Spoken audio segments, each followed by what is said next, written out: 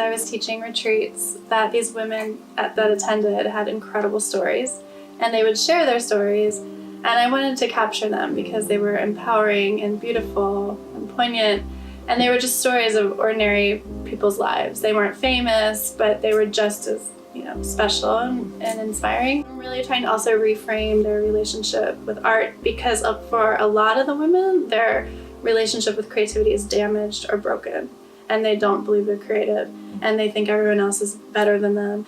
And so that there's that common language, not only how they see themselves, but how they see their art. And I'd say it's like at epidemic levels, really. So the art retreats are about healing, and it's through art making and storytelling. And that we can heal ourselves, but we also heal each other, which is one reason I like to do these gatherings, because the energy shifts over the days. Like the first day, it's a little intense and scary and everyone's a little quiet, but by like the second or third day, it's like the whole energy has shifted. And to love your art, you can't love your art and hate yourself, and you can't hate your art and love yourself. I mean, you have to love. Like when I create, it's a loving act. I mean, there's destruction, that's part of the process, that's part of the creative process in nature and art, but that doesn't mean it's not loving. It's essential. And making space for something bigger than yourself to happen, I'm never disappointed. If it was up to me, I couldn't create any of these things, but when you let it kind of guide you, it's beautiful.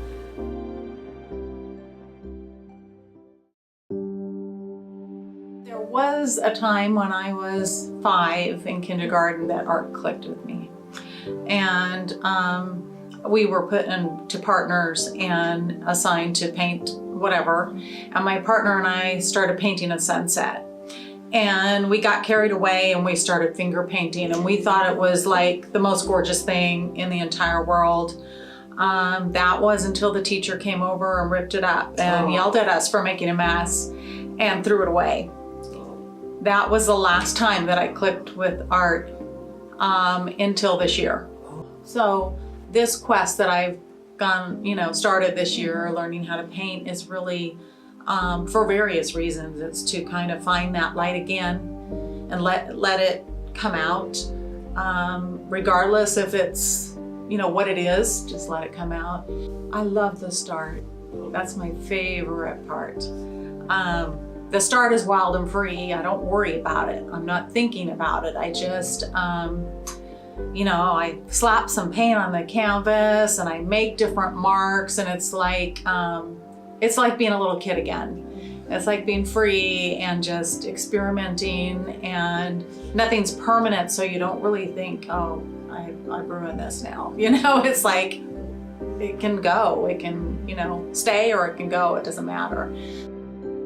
I started painting furniture, and at that point it was for commercial use and custom pieces for people. And I think that's when I started to kind of have a relationship with paint and brush. My mom, because she always made art materials available, and it was okay to make a mess and get paint all over the kitchen table. And she was probably my earliest influence. Creativity is a process. It's not a product. It's a process, I think, of discovering yourself and becoming. When people would say, oh, you're so busy all the time, how do you do this and how do you do that? It really wasn't a compliment.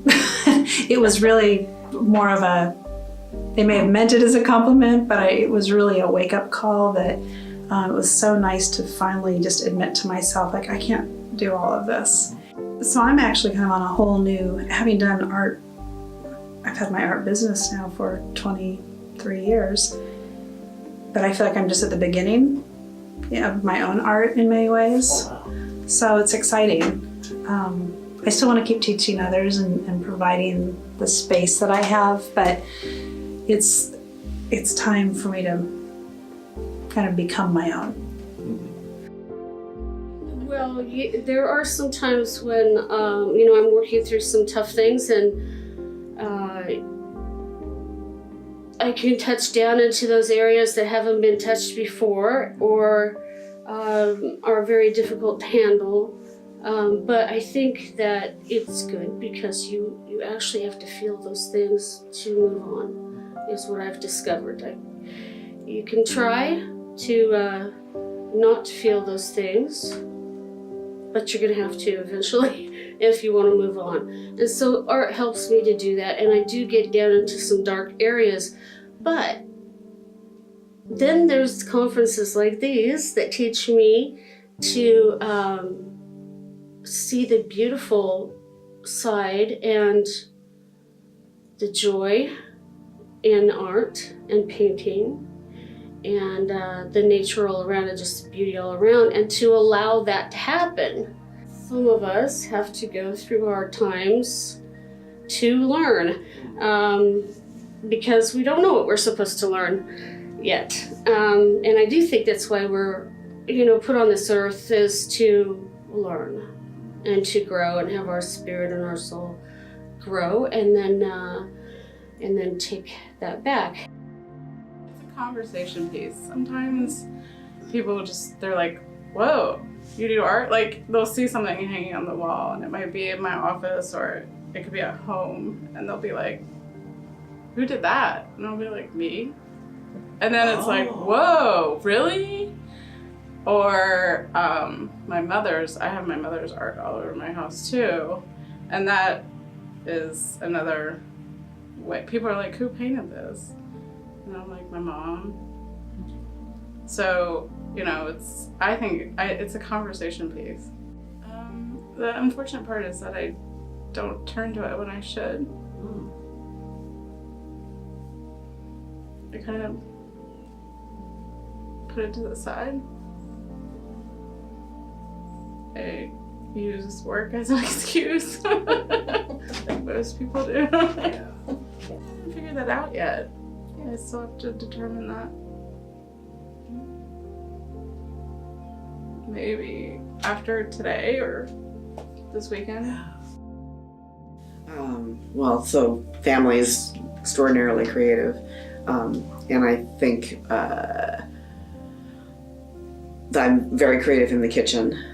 So with me and food, it's much more of an intuitive sense. So I use recipes for inspiration, but I don't necessarily follow them. Rarely do I follow them.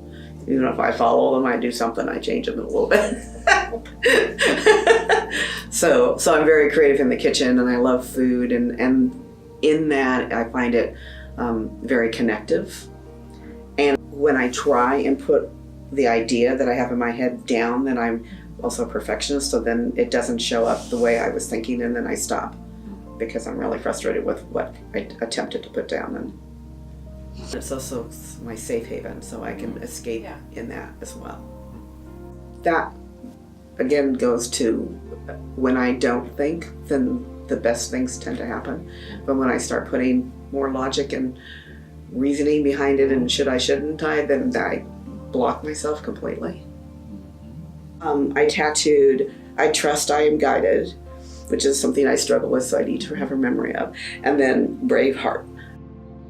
You don't quite know where you're going. I like Carrie, I don't approach this canvas with any specific thing in mind, although they do always end up florals. Don't ask me why. I end up with flowers everywhere. I guess that's it. I dress so subdued, and you would never guess, but when I get to the canvas, oh my gosh, all these colors just, I think it's just what's been dying to come out of me over the years that I've been suppressing. And then it just makes me happy. It makes me so happy. The end result, usually, I may go over it 1 or 2 times, but at the end, it makes me very happy. Something I've always done, even as a child, and I like the way it makes me feel, I guess accomplished. It makes something inside come out that I don't get to express like in my daily life, and I don't know, it just gives me a peaceful feeling, and just something I can call my own, somewhere where I can go meditatively inside and just not even really think, but feel and put that out there. Yeah. I think it has been to, and still is, to be of service to others.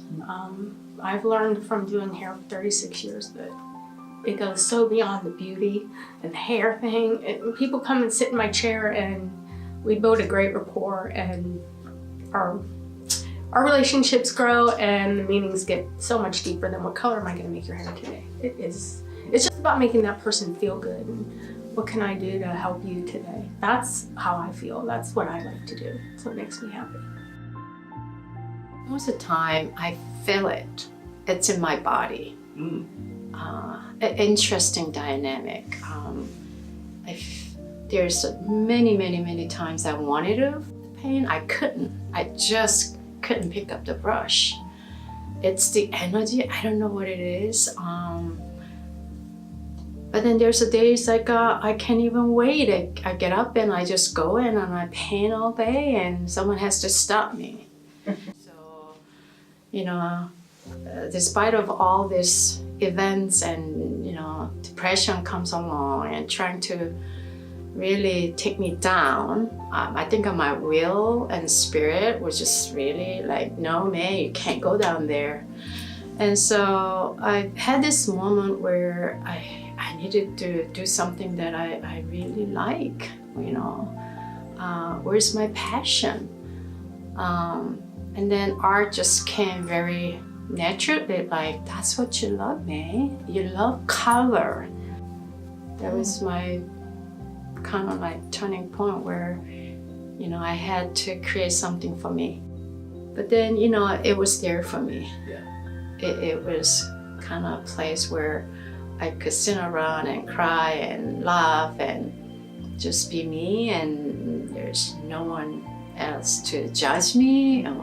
It was always welcoming me, I would say.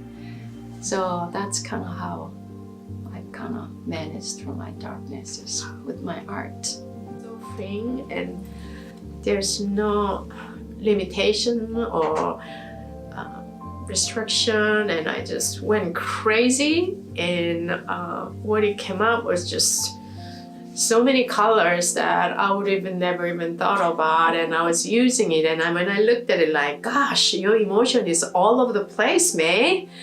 It was my story. Finding such a peace and, you know, be able to connect with my son, and, you know, and so he's not here, but he's with me, and he's kind of watching me like, so proud of you, Mom. You're finally doing what you love, you know? Grieving in a dark place. It's really celebrating a life, and then everything that I see, it's alive. And I'm very grateful for that. Very grateful. It is a direct connection to the divine. I feel the sacredness, and I feel connected, and I feel like I am communing with spirit. And then I, you know, also learn things. I'm gentler with myself. I'm gentler with other people. But tapping into that on a daily basis, it's just so life-changing.